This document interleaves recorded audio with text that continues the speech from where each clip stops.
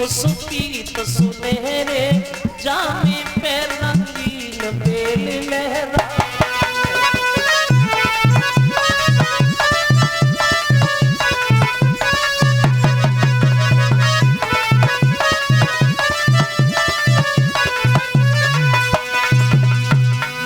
ऐसे है भगवान, जब ये तस्वीर आए तुम्हारे सामने समझ लेना जय भगवान।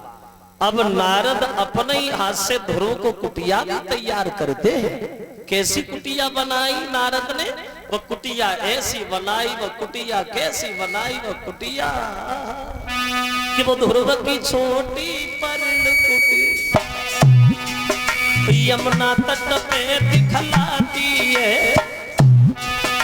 जिसके चारों दिश खिली भई फुलवारी शोभा पाती है।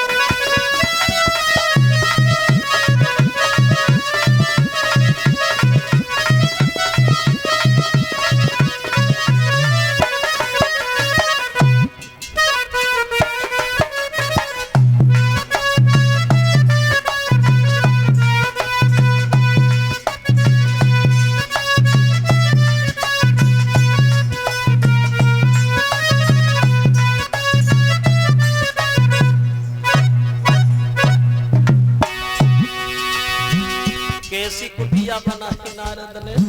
वो कुटिया जो तैयार की है, ए बनी मनु का जा रही है सुगंध छाए हरे भरे पेड़ जा बेले नहीं रह रहा है सुंदर से भूला जा मोरा रहे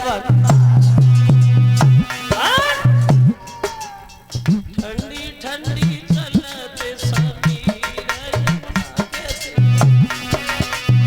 ठंडी ठंडी चलते समीर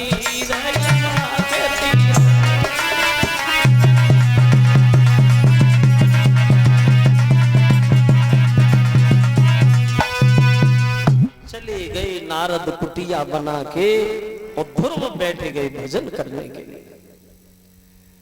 3 दिन बैठे हैं ध्रुव जमीन पे। 3 दिन के बाद आंखें खुली तो अब की बार बैठे नहीं खड़े हो गए।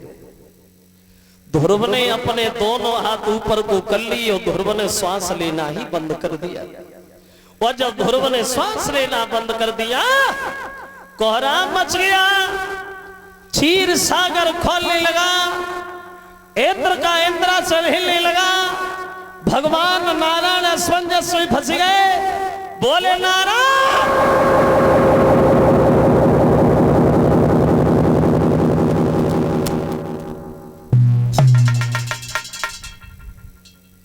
ये महाप्रलय सी हो रही है, ये क्या हो रहा है? तो नारद जी बोले थोड़ी देर और बैठे रहो, अभी पता चल जाएगा क्या हो रहा है। वो क्या रहा है? प्रभु एक जरा सा बच्चा आपका भजन कर रहा है, और क्या हो रहा है? अब भगवान को तनिक आराम नहीं मिला, गरुड़ पे सवार हुए हैं भगवान, पहुंच गए भक्त के सामने। आवाज लगाई, बेटा ध्रुव आंखें खोलो। लेकिन ध्रुव ने आंखें अपनी नहीं खोली। क्यों? जो नारद ने तस्वीर बताई थी ध्रुव को भगवान की, वह तस्वीर ध्रुव अपने दिल में छापे हैं। तो भगवान ने अपनी तस्वीर जिस समय देखी तो अपनी तस्वीर को ही अलग कर दिया। वो जैसी तस्वीर हटी, ध्रुव हाय पिता कह के जमीन पे गिरे, लेकिन जमीन पे गिरने से पहले भगवान ने गोद ले लिया। बोलिए भगवत्सल भगवान की। ध्रुव की आंखों से आंसू छलके आए।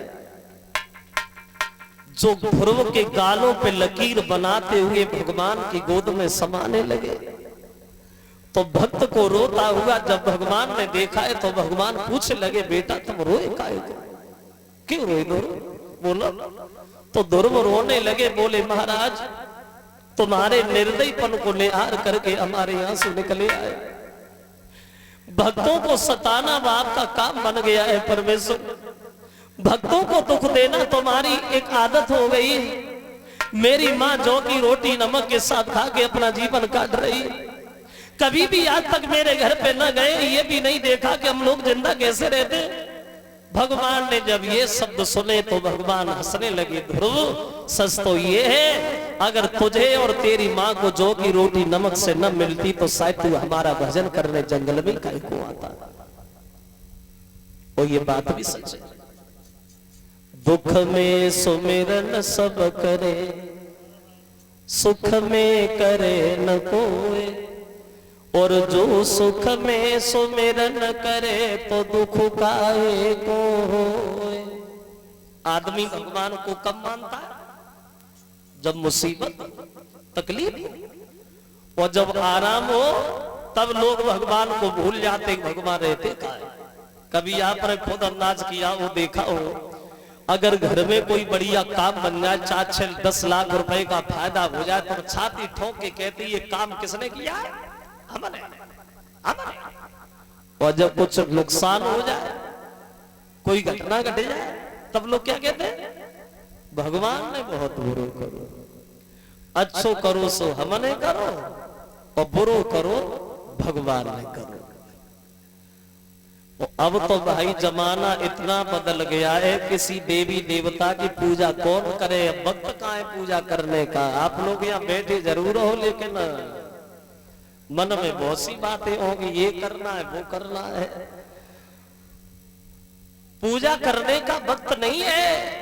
आज के जमाने में तो सिर्फ एक देवता की पूजा बची है, एक देवता की। बोले कौन से देवता की? बोले पेट देवता की, पेट देवता। और जाए देवता ना कहे वो चाहिए, जाए तो देवता कहे वो चाहिए। जिंदगी हो जाती है पेट को भरते भरते, लेकिन ये पेट कभी नहीं भरा। लगता है भगवान ने शरीर बनाते समय इसमें ये कमी कर दी जो इसमें ये पेट बना दिया।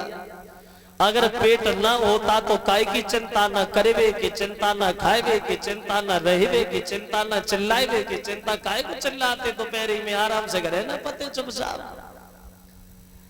वो इतना निश्चिंत है ये पेट, इस पेट को शरीर से भी कोई लेना देना नहीं है। एक हाथ टूटे टूट जाए, पैर टूटे टूट जाए, भले ही हॉस्पिटल में पड़े हो, तुम चिल्लाओ, इसे मतलब नहीं, इसे भरो, ये खाली नहीं रहेगा। अगर पेट में दर्द शुरू हो जाए तो हाथ पटकता है, पैर पटकता है, लेकिन पेट को मतलब नहीं, मरो मरे जाओ, हमें भरो, हम खाली नहीं रहे। पेट को भरने के लिए आदमी क्या नहीं करता है? सब कुछ करता है। और पेट भरने के लिए क्या चाहिए? रोटी। रोटी दो ही अक्षर है, रोटी। और रोटी का काम क्या होता है? रोटी का काम होता है नाचने का। रोटी नाचती है, छोटी से बड़ी होती है, नाच नाच के रोटी। जब रोटी हाथ में होती है तब भी नाचती है, पटा पे पड़ती है तब भी नाचती है, तवे पे आती है तब भी नाचती है, और जब चूल्हे के अंदर घुसती है फिर भी नाचती है। ये रोटी छोटी से बड़ी होती है नाच नाच के। ये कैसे आदमी को नाच नचा रही है, जरा गौर करें।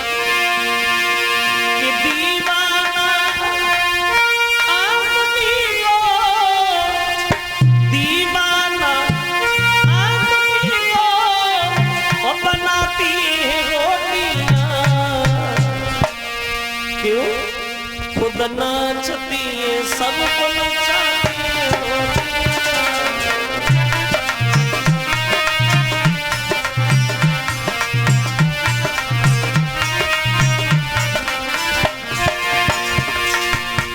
जरा गौर करें, रोटी के लिए कौन क्या काम नहीं करता।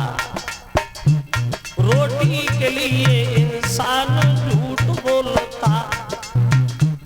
भाई का दुश्मन भाई है रोटी के लिए। पंच कहीं पे अन्यायी है रोटी के लिए। बहू सास में लड़ाई है रोटी के लिए।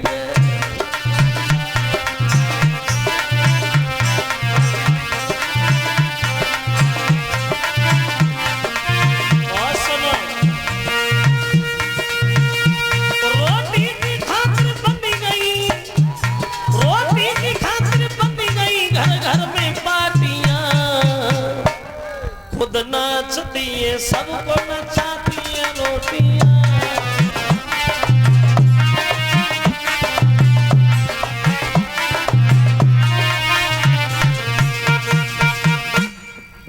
खुद नाचती है, सबको नचाती है रोटियां।